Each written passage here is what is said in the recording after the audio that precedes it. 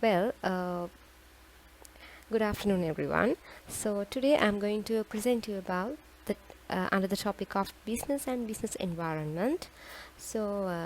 In this slide presentation, I will be demonstrating on the positive and negative impacts of the macro and micro environment of a business and how it is impact on the I mean digitization and disruption and to open innovation, and also about the ethics, fraud and corruption in the businesses, the ethical behavior of any business, and also what are the strategies that currently followed by a business and how it is impact on the business environment, etc.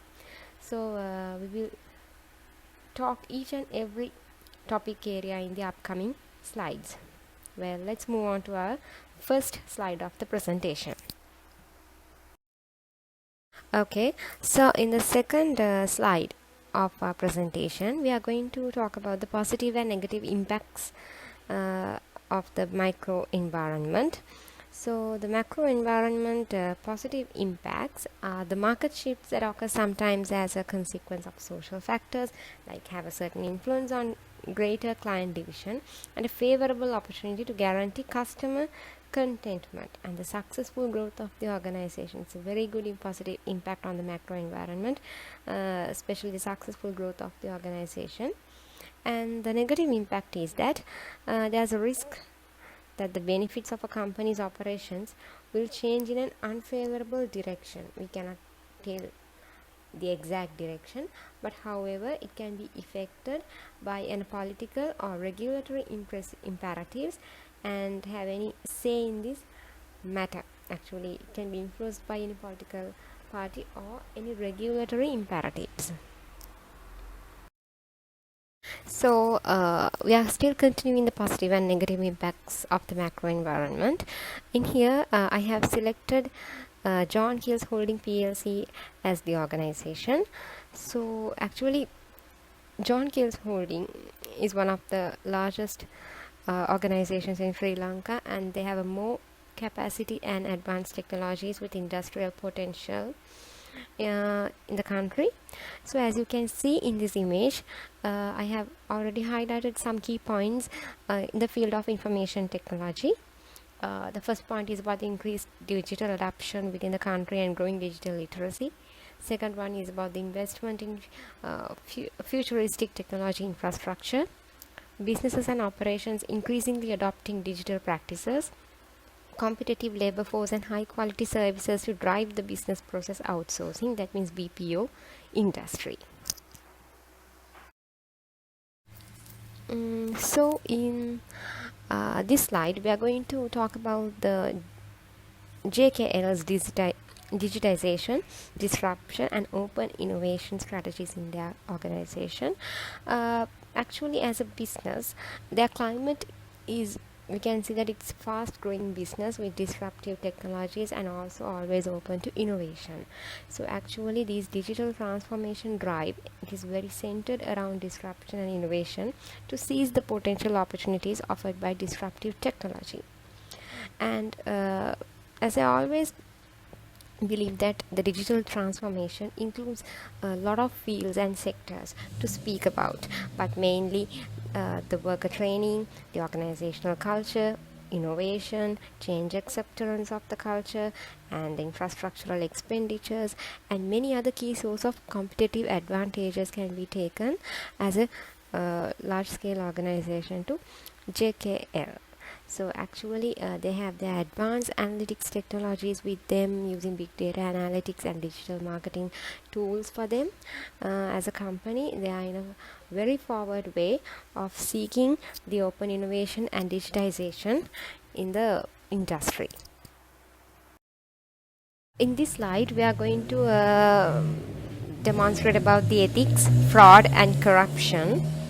Normally, it's relevance to the impact on brand reputation and possible regulatory non-compliance. So ethical behavior is considered as a like It's like considered as a security or privacy or confidential fact in an organization, mostly into security. So there are two targets actually when we talk about JKL, and they have some initiatives taken annually. Normally, the first one is like ensured coverage of fraud, corruption, and unethical behavior under the overall risk management process of the group and statutory requirements. The second fact is that the training on anti-money laundering was provided to 968 distributors and bank assurance agents of UA through video modules.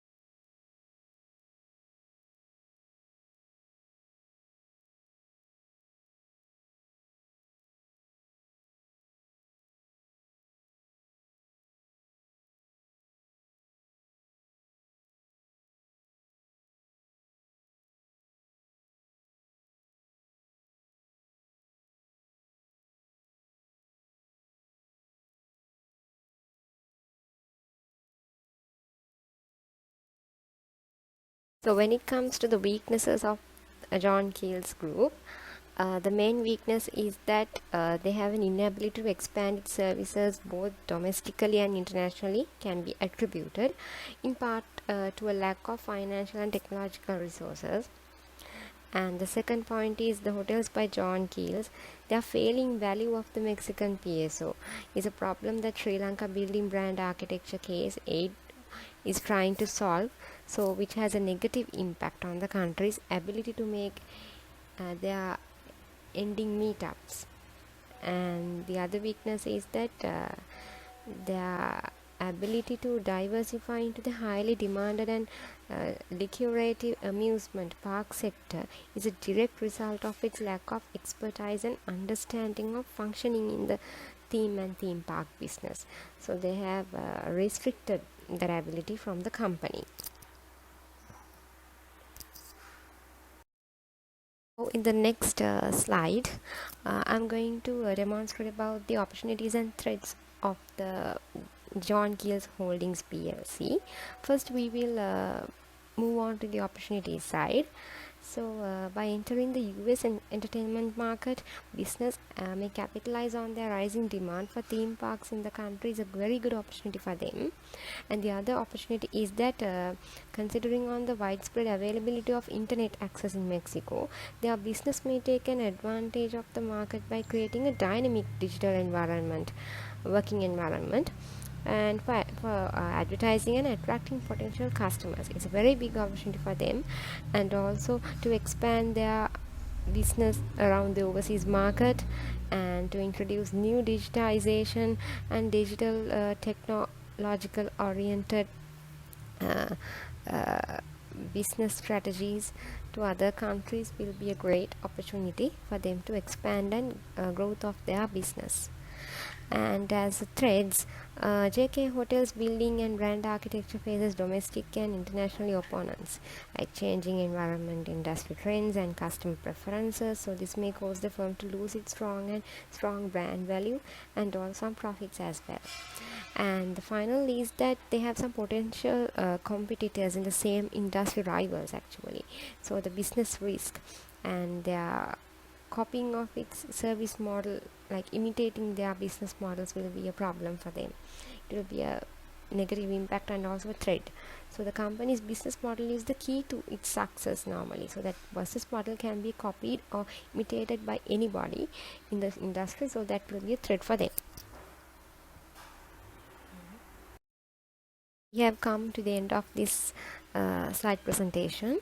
So in the last slide, I'm going to demonstrate about the recommendations that I can provide to overcome these challenges and risks of the JKL company.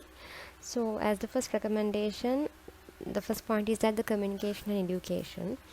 And I mean, fear of the unknown and misunderstanding why change is needed to hinder change resistance. So people will only embrace change if they feel doing nothing, no, than riskier. So they have to take risks, but they have to very well communicate it during the program, so that they can get a good education, good knowledge, and gain more profits to the company. And as well as the communicate and educate is that helps our workers justify the shift and ensure they have enough knowledge to make good decisions. And the last recommendation that I would like to give is that the participation, because uncertainty about the organization's ability to adapt causes opposition. When individuals aren't consulted and pushed to change, the resistance is probable, so that individuals fear for their employment as well. So the change design must engage with their stakeholders and implementers. People will be involved in identifying concerns and solutions through a collaborative effort. So people reject change they help to produce less often. So thank you for listening to my presentations, and we have come to the end of this session. Thank you for listening, and have a nice day to all of you.